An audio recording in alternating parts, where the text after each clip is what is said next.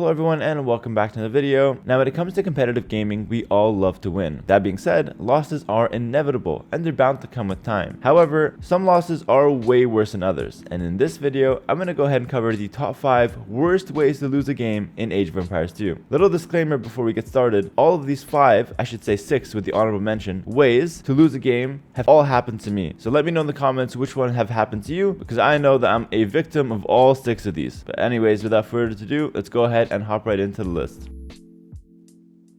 Starting off at number 5, we've got taking a massive siege onager shot, or alternatively, a big demolition hit to end the game on the spot. This is such a bad feeling. You know, you're looking at your army, you got 40 arbalests, 5 trebuchets all in one spot. You're looking at them, you're taking good care of them, nothing's happening, your opponent's, not doing a whole lot. You're just moving forward, slowly putting on the pressure, and then all of a sudden, you look back 10 seconds to go fix a farm in your base, then you look back to your army, and they're all dead. You see 5 siege onagers, and all your arbalests flattened, your trebuchets in the ground, and the game is completely over. This has happened to a lot of people, I'm sure. Siege onagers are one of those really fun units, but one of those units that can really frustrate you at times if you take those big hits. That being said though, I think I've been on the receiving end of a few of these, but also on the giving end of some of them, and it feels really satisfying when you're the one with the siege onagers landing those big shots. So when it comes to siege onagers, it's really give and take. Sometimes you hate them, sometimes you love them, and sometimes you lose games because of them. But definitely a top 5 worst way to lose a game in Age of Empires. Alright, in number 4, we've got forgetting economy upgrades. Picture this, you're doing a great job, you killed multiple villagers from your opponent in early game, you transition to castle age, you're getting a villager lead, all is going well, you continue to pressure, you're claiming control of the map, you get Imperial Age first, and then you look at the clock, it's 15 minutes, things are going great, you look back, you're missing double bid axe, you're missing horse collar, you're missing wheelbarrow, you got no economy upgrades, and you just realize that the 100 villagers that you have are completely inefficient compared to your opponent's 80 villagers that are working much better. It's probably the most frustrating way to go out because, you did everything else right, but sometimes just forgetting a few economy upgrades can be really hurtful. Listen, it's happened to me plenty of times, and I skip economy upgrades on purpose sometimes, so when I forget them after skipping them for a little bit, it ends up being pretty bad. Oh my god, that's heart attack worthy. So definitely number 4 for forgetting economy upgrades. Moving on to number 3, this is also one of the really frustrating ways to go out, and that is a hole in the wall. I feel like I'm really bringing every AoE player's pain in one video with this top 5 list, because holes in the wall are one of the most the worst way, or one of the worst way. I got 2 more better than this one. One of the worst ways to go out because, you've got your whole base walled. You're not making army because why would you? You're walled, you're safe, you're expanding your economy, things are going great. You got just a couple monks at home to keep out your opponent's knights. If he tries to hit your walls, you convert him, push him away. Things are looking fantastic. You got an economy lead, you're transitioning towards Imperial Age in peace, and then all of a sudden, between the house and the barracks, 20 knights roll in. The 2 monks you have aren't going to defend anything. They get rolled. Your villagers have nowhere to go. Your town centers start going down, and the game is completely over, even though you could have swore that you're fully walled. And to make matters worse, you could have actually checked if you're fully walled by clicking a unit from inside or outside your base, either inside or outside, send him to the other side, and if he finds a way, he's gonna show you the hole, and if there's no way, he'll get stuck, and there's no hole. But you forgot to check because things were looking too good to be true, and you just didn't even worry about the possibility of things going wrong, and you got punished with the hole in the wall, and you lose the game. Sucks to suck.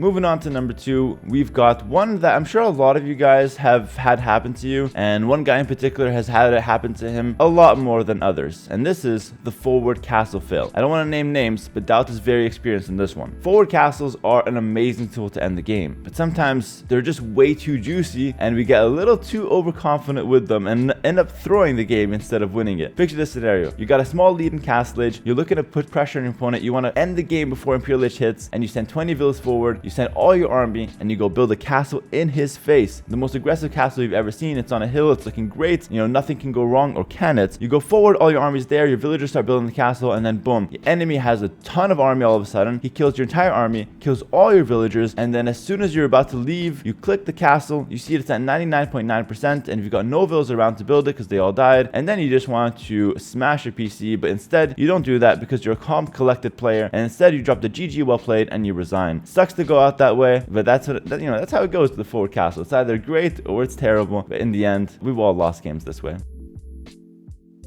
Before I show you guys number 1, the worst way to lose a game in Age of Empires 2, I'm going to go ahead and talk about an honorable mention, and this has happened to me as well quite recently, against T90 of all people, and the honorable mention of this video is going to be deleting your town center in Dark Age. I'm not talking about going forward to town center drop your opponent, because that's intentional. I'm talking about accidentally deleting your TC, for example, when typing a message to a kind friend that is your opponent's, and sometimes misclicking the delete key when you're reaching for the enter key. You know, and these things happen, so deleting your town center definitely one of the most annoying things to happen, because basically the game ends on the spot and there's nothing you can do about it besides trying not to delete your town center in the next game.